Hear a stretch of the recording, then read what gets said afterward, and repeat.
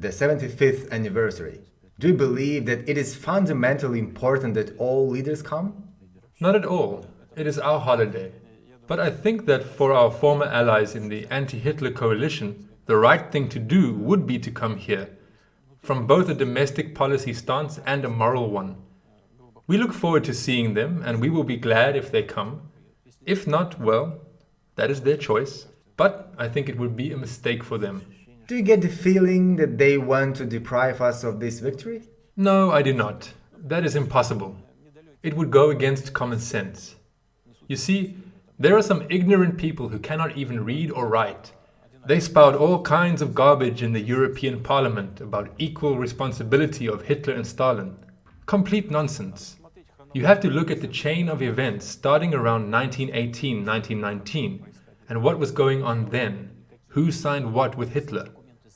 Incidentally, Stalin, regardless of what anyone thinks of him, that he was a tyrant or whatever, never disgraced himself by having direct face-to-face contact with Hitler. What is more, not a single document was ever signed by both Stalin and Hitler. In contrast, there are documents signed by both Hitler and the British Prime Minister, Hitler and the Prime Minister of France, and also by both Hitler and the leader of Poland. And they worked with him, with Hitler, held numerous meetings with him, and betrayed Czechoslovakia. Poland carved up Czechoslovakia with Hitler. In fact, they agreed on invading Czechoslovakia. The only thing that Hitler told them was, do not do it on the same day as us. Let us not get in each other's way. We do not want what you are after, the Tessin region. This was outright collusion. Just read it. Everything is in the documents. I dug them up from the archives. I looked through them and read them. Yes, we read and heard about it. Of course, everything is in there. And after that, they tell us who is to blame? They are the ones who are guilty starting from 1938. It was precisely the Munich betrayal that was the first step to ignite World War II.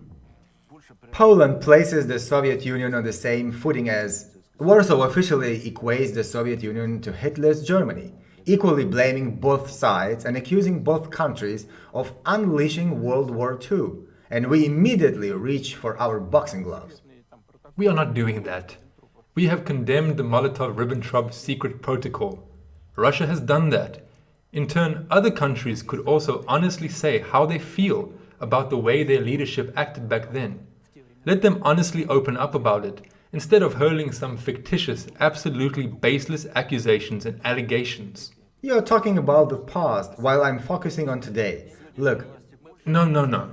Polish leaders did not invite you to This the is not a big deal. 75th anniversary of the liberation of Auschwitz. However, Zelensky attended the event and was talking about the 1st Ukrainian Front, the 100th Lvov Division. We all know this is nonsense. We know that this is about today's political landscape. But what about the millions of Ukrainians who fought against Hitler and against Nazism? To them, this is a slap in the face.